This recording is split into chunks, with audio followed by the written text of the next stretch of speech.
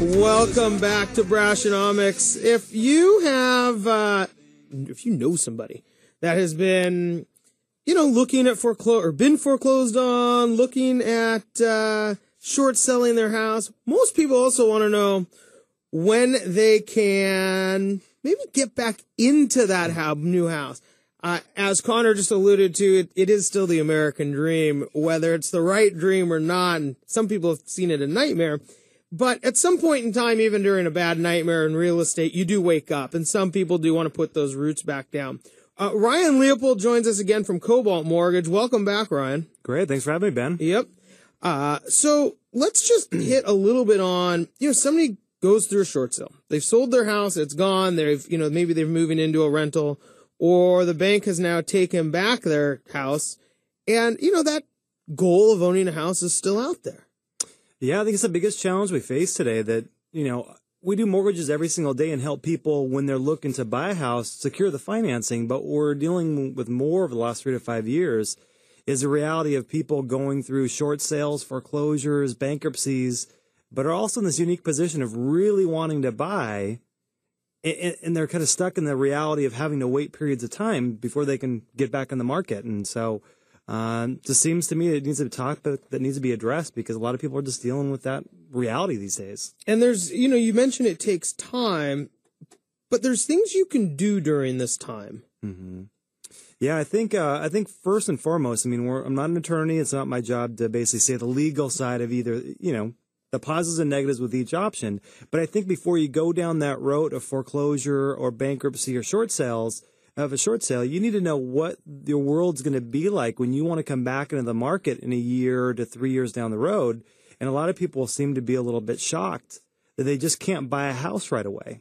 And so I think having that consultation with us or anybody else in the industry who kind of is in the know, it's a good thing to be prepared for before you go down that road. Or even if you've gone through it, there's steps you can go through now to make sure that you're in a position in 12 to 36 months to buy again.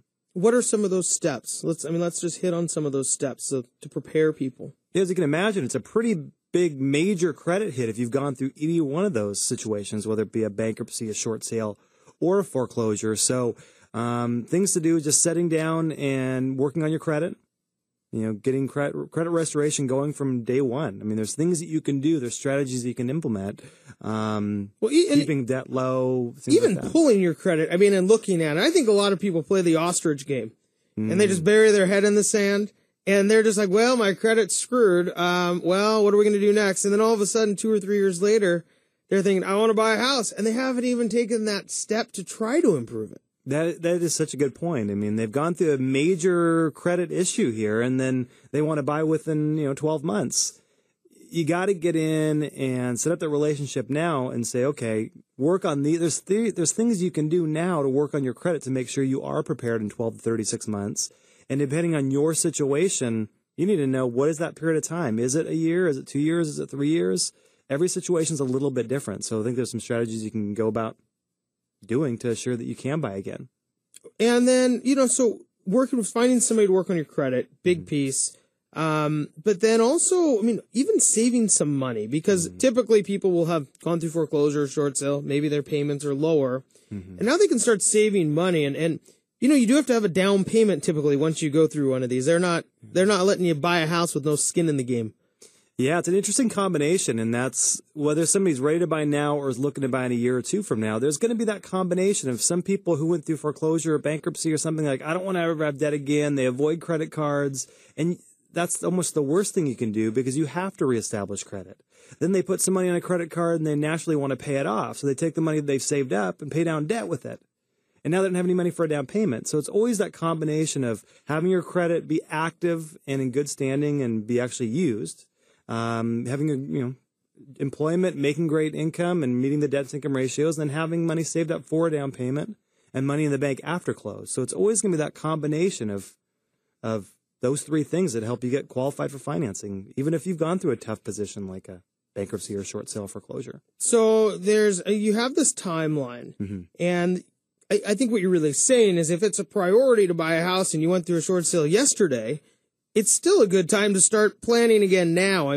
For that future, because there's all these different things, hurdles you have to jump.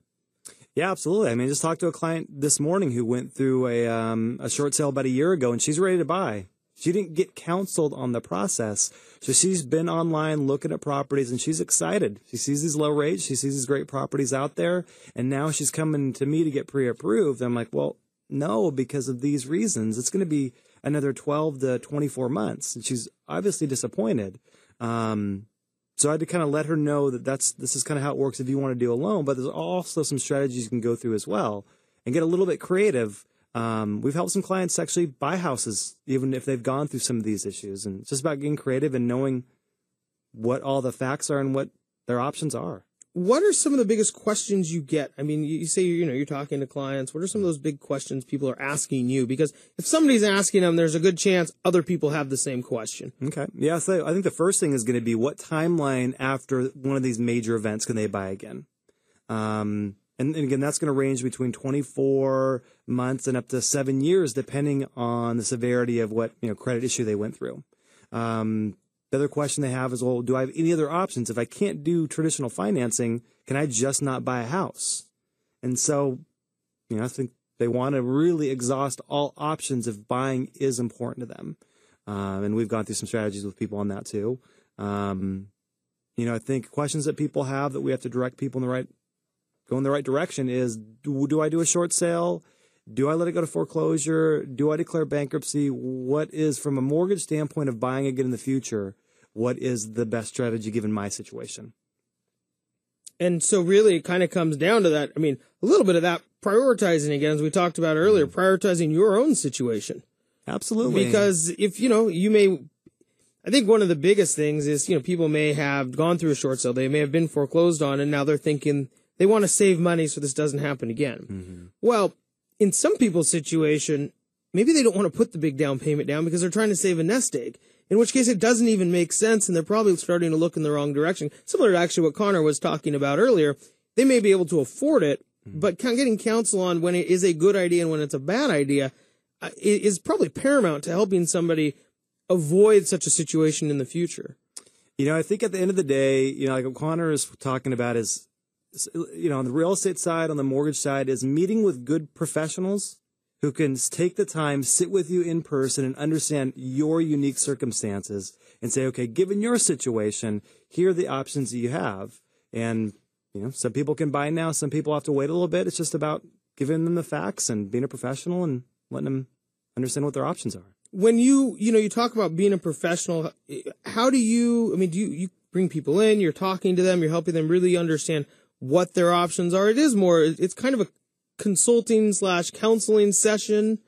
Well, I think it now is more than ever. You mentioned earlier that back in 2005, somebody would call you and say they want to be pre-approved to buy, and they wanted to, like you said, be approved for more they can even be qualified for. And we know on the mortgage side we could get it done.